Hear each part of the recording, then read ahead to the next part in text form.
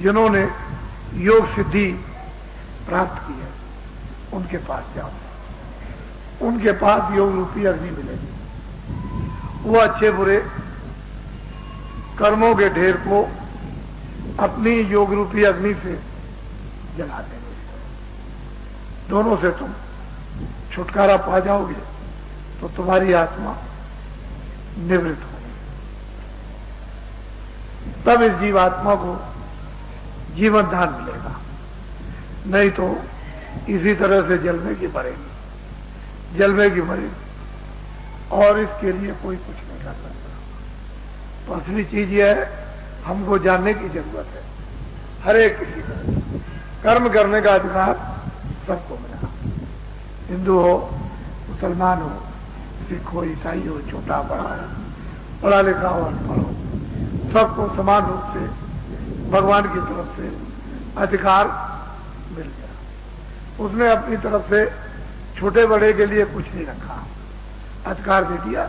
अब उससे जो भी तुम जमा करो, बुरे काम करके बुरा जमा कर लो, अच्छे काम करके अच्छा जमा करो, उसका आपको करना है। लेकिन अधिकार तो उसने समान रूप से बराबर दे दिया। कोई भी आदमी अच्छा से अच्छा काम कर सकता है, कोई भी आदमी बुरा से बुरा काम कर सकता और उसका वो भोगता होगा। तो भगवान ने छोटे बड़े की बात नहीं रखी है, उसने तो एक अधिकार की रखी और उसने कह दिया है ब्राह्मण हो, क्षत्रिय हो, वैश्य हो, ये हो, वो हो, कोई हो, जो ये काम करेगा उसको ये सजा मिलेगी, ये काम करेगा उसको ये आराम मिलेगा, और ये काम छोड़ करके ये काम करेगा तो जो आत्मा जलेगी फिर उसको मुक्ति और मोक्ष मिलेगी। तो सब कुछ आपके ऊपर निर्भर है। अब गीता रामायण पुस्तकों को मानो मत मानो, तुम उनको कहो कि बुरी है, तुम उनको कहो अच्छी है, तुम्हारे कहने से न बुरा हो जाएगा न अच्छा हो जाएगा, जो है वही रहेगा।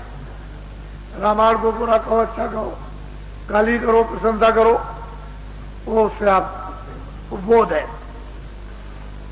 कर्म क्षेत्र मायावी बाजार में कर्मों का अधिकार दिया, उसका विवरण है, उसका बखान है कि ये करना ये नहीं करना। अब तुम्हारी समझ में ना आए तो करो, मना कौन करता है? उसका भी आप जमा हो जाए तो फल तो आपको मिल जाएगा, उससे तो आप छूट नहीं सकते। और वो थोड़े दिन का अधिकार है कि भाई इतने 5 साल का, चलो 10 साल का, चलो 20 साल का, चलो 50 साल का, चलो 80 साल का, बाद में अधिकार ले, फिर आपके हाथ में अधिकार खत्म हो जाएगा, भोगोगे, फिर अधिकार नहीं रहेगा। बड़ा भारी कर्मों का राज है और बिना योगियों के, सिद्ध पुरुषों के, ज्ञानी पुरुषों के इसको कोई समझा नहीं सकता। हम लोग इस समझ और शिक्षा से लाखों को दूर चले गए और मायावी बाजार में दांत निकाल करके रो रहे, चारों तरफ से ला रहे। वो उस पर खींचता है, वो उस पर खींचता है, वो उसको बुरा कहता है, उसको बुरा कहता है, वो उसको मार रहा, उसको मार रहा।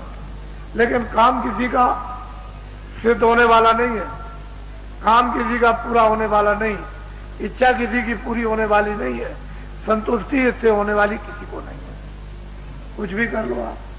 तो ये मायावी बाजार, जो माया अपना जाल चारों तरफ बिछाकर और ठग लेती है, तो आप लोग ठग गए। ये बचत महापुरुषों के समीप जाकर जब आपको संदेश मिलेगा तो ये मालूम होगा कि वास्तव में हम लोग लुट गए, हमारे पास कुछ भी रह नहीं गया। ना कोई शारीरिक शक्ति है, ना कोई मानसिक, ना कोई बुद्धि का ज्ञान है, ना आत्म, ना वाणी की शक्ति, ना सुनने की शक्ति, ना देखने की, इस सबसे छीड़ हो चुके हो। और इंद्रियों के जितने भी सुराख दरवाजे हैं सब ये दुर्गंध पूर्ण हो गए। क्या आपकी समझ में आएगा? कुछ नहीं आएगा। इसलिए जब महात्माओं की शिक्षाएं लोगों को जगह जगह, गांव-गांव, स्थानों स्थानों पर, तीर्थों में मिलती रहती थी, तो लोग सावधान रहते थे,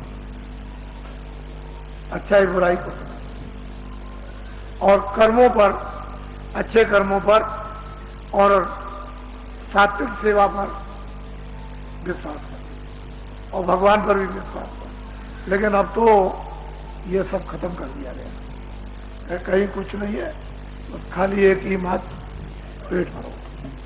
तो वो भी अगर मान लो पेट भरो, ठीक है, पेट भर लो, लेकिन जो कर्म है लिया दिया वो तो आपको देना लेना पड़ेगा। जिससे ले लोगे उसको देना,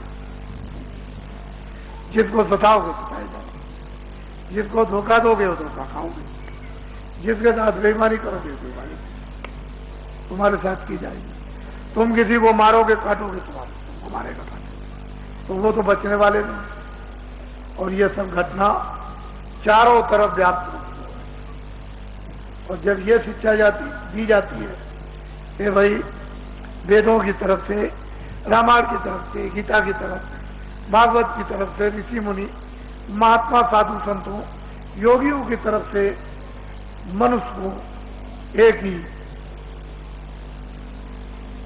रूप में भेजा गया।